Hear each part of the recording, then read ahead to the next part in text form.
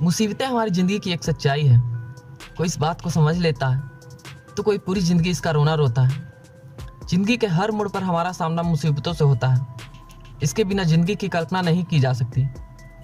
अक्सर हमारे सामने मुसीबतें आती हैं तो हम उनके सामने पस्त हो जाते हैं। उस समय हमें कुछ समझ नहीं आता कि क्या सही है और क्या गलत। हर व्यक्ति का परिस्थितियों को देखने का नज़रिया अलग अलग होता है। कई बार हमारी ज़िंदगी में मुसीबतों का पहाड़ टूट पड़ता है। उस कठिन समस्या में कुछ लोग टूट जाते हैं तो कुछ संभल जाते हैं। मनोविज्ञान के अनुसार इंसान किसी भी प्रॉब्लम को दो तरीके से देखता है। पहला, प्रॉब्लम पर फोकस करके। दूसरा, सॉल्यूशन पर फोकस करके। प्रॉब्लम फोकस पीपल अक्सर मुसीबतों में ढेर हो जाते हैं। इस तरीके के इंसान किसी मुसीबत में उसके हल के बजाय उस पर मुसीबतों के बारे में ज़्यादा सोचते हैं। वही दूसरी ओर सॉल्यूशन फोकस पीपल मुसीबतों में उनके हल के बारे में ज़्यादा सोचते हैं। इस तरह के इंसान मुसीबतों को डट के सामना करते हैं। दोस्तों, आज मैं आपको इस महान सॉल्यूशन फोकस इंसान की कहानी शेयर करने जा रहा हूँ, जो आपके किसी भी मुसीबत से लड़ने के लिए प्रोत्साहित करेगी। दोस्तों, आपने नेपोलियन बोनापार्ट का नाम तो सुना ही होगा। जी हाँ, वही नेपोलियन बोनापार्ट जो फ्रांस के एक महान लीडर और साहसी शासक थे, जिनके जीवन में असंभव नाम का कोई शब्द नहीं था। इतिहास में नेपोलियन को विश्व के सबसे महान और अजेय सेनापतियों में से एक गिना जाता है।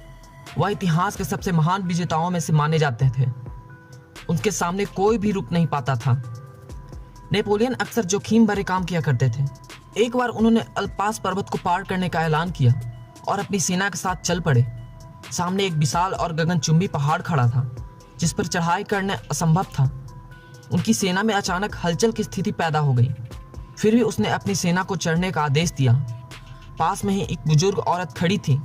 उसने जैसे ही यह सुना, वो उसके पास आकर बोले कि क्यों मरना चाहते हो? यहाँ जितने भी लोग आए हैं वो मुंह की खाकर ही गए हैं।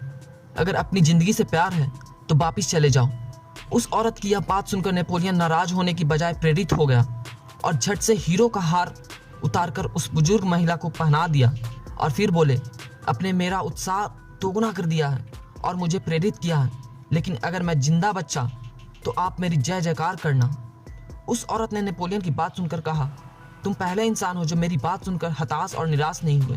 जो करने या मरने और मुसीबतों का सामना करने का इरादा रखते हैं, वह लोग कभी नहीं हारते।